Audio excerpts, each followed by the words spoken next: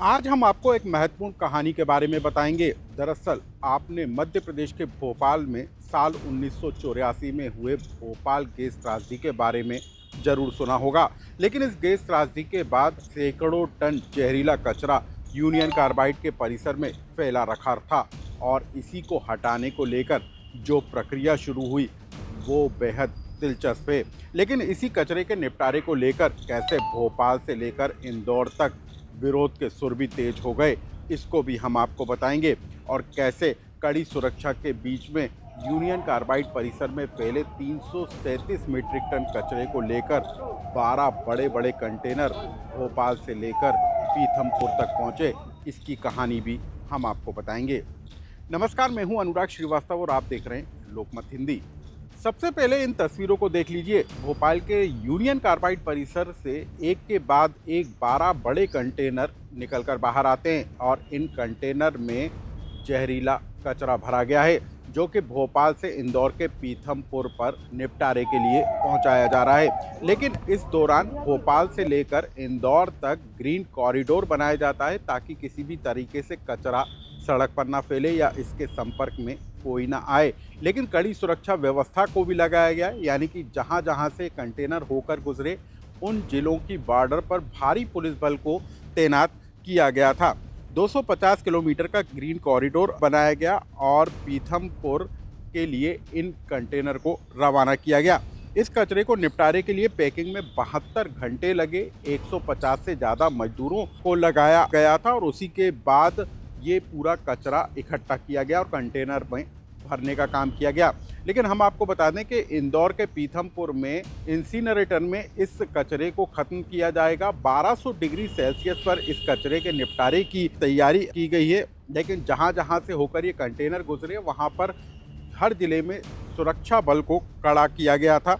दरअसल भोपाल में union carbide से जहरीले गैस के रिसाव होने पर 5000 से ज़्यादा लोगों की मौत हो गई थी और 5 लाख से ज़्यादा लोग गैस त्रासदी के दुष्प्रभावों को झेलने को मजबूर हुए थे और आज भी उन दुष्प्रभावों को झेलने पर मजबूर हैं।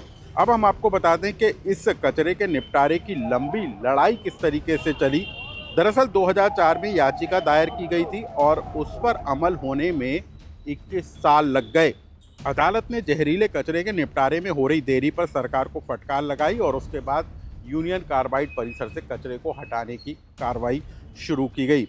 इस कचरे के निपटान से वातावरण में कोई किसी प्रकार का नुकसान स्पष्ट नहीं हुआ है और माननीय उच्चतम न्यायालय ने सभी रिपोर्ट के गहन परीक्षण के पश्चात ही आगे बढ़ने के लिए और उसे नष्ट करने के लिए हमें निर्देशित किया। हमारा प्रयास भी है कि हम सभी लोगों को विश्वास में लेकर चलें, सभी लोगों को सारी जानकारी पारदर्शिता के साथ सामने रखें और इस मुद्दे का राजनीतिकरण न होने दें, क्योंकि ये जो केवल तात्कालिक रूप से लोग राजनीतिकरण करते हैं, लेकिन लंबे समय तक हमको अगर आगे बढ़ना तो गंभीरता के साथ बढ़ना और सभी जनप्रतिनिधियों को भी विश्वास में लें।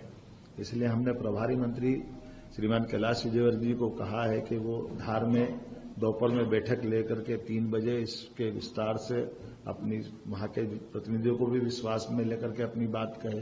भोपाल के यूनियन कार्बाइड परिसर के जहरीले कचरे को इंदौर के पीथमपुर में राम की कंपनी में जो है जलाए जाने का काम किया जाएगा। लेकिन इसको लेकर अब विरोध भी तेज हो गया है, उसको भी समझ लीजिए।